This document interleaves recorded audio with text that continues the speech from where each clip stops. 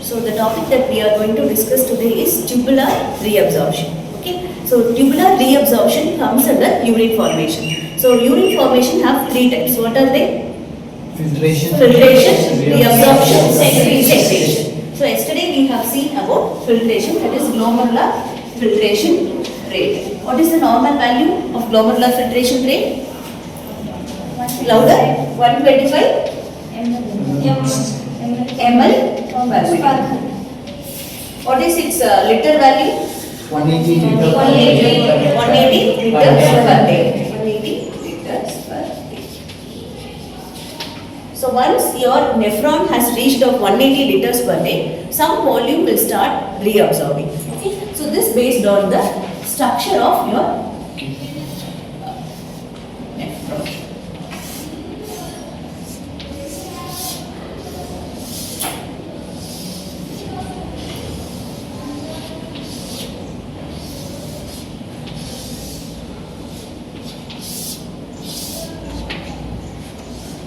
So this 180 liters and ml will be taking place in the glomerulus.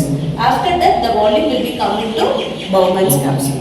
Till this, the factor is called as non-selective fluid absorption. Okay, so it will doesn't know what is coming inside. It will take water, plasma, and everything, and it will start only releasing the blood outside, and all the filtrates will start entering into the Bowman's capsule, and this will come into proximal convoluted tubule. Proximal convoluted tubule is a major part of reabsorption. Most of the fluids, that is near to 180 liters, will automatically comes to the proximal convoluted tubule and will start reabsorbing. So the reabsorbing is going back to the blood. Okay, how this occurs is, consider this as a lumen.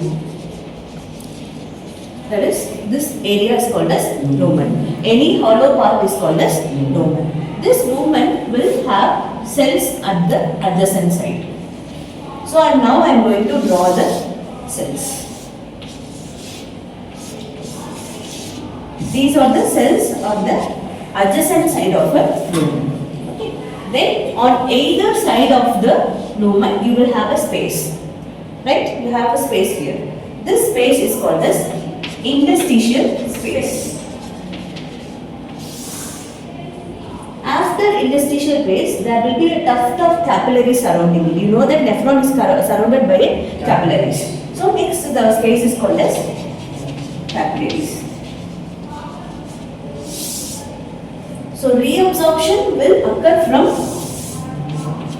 lumen to capillaries. So most of the fluids which is coming to the lumen of proximal convoluted tubule will go into the interstitial space, and from interstitial space it goes to capillaries. Anything which transport into a cell is called as transcellular. Any materials transport through the cell is called as transcellular. Anything which is transported between the two cells, this space is called as paracellular. So transcellular route means the fluid or the electrolytes traveling inside the cell, and if it is a paracellular route, the fluid is traveling between the cells. This is called as paracellular route. For reabsorption, the most part is called as sodium, because sodium is in higher concentration in your body. Among all the electrolytes, sodium is in higher concentration. Almost 153 is a higher concentration of electrolyte. So what is happening now is, the sodium is coming from the glomerulus to Bowman's capsule, and it coming to proximal convoluted tubule. Now the sodium from the lumen has to reach the capillaries. So it will have different pathways. The sodium has to transport along with another electron. Okay. For example, if sodium is transporting from the lumen, it will also carry another transport which is called as glucose. Glucose needs someone's help to transport. So glucose has the help to sodium. Sodium and glucose together will transport to the interstitial space. From here it goes to capillaries. Likewise, the sodium will have an exchange phenomenon, that is called as counter exchange. Okay, this is called as co-transport. Why? Because the sodium and glucose are transporting together. So this is called as co-transport. Next now we are going to see about counter transport. So one element will be going out and another one is coming inside. So sodium is going out. Another positive charge, that is H plus. H plus ion is coming inside. This is called as counter transport. Sodium will also carry another negative charge with it. Okay, so this is called as paracellular. That is a space between two cells is called as paracellular. Within this paracellular, the sodium will carry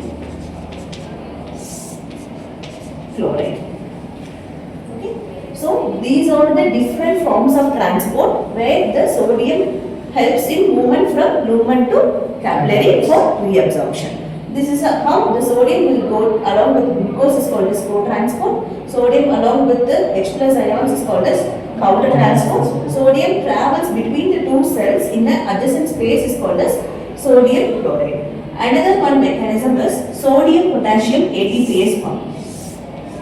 That is, sodium goes out and potassium will come inside. This pump is called as sodium potassium ATPase.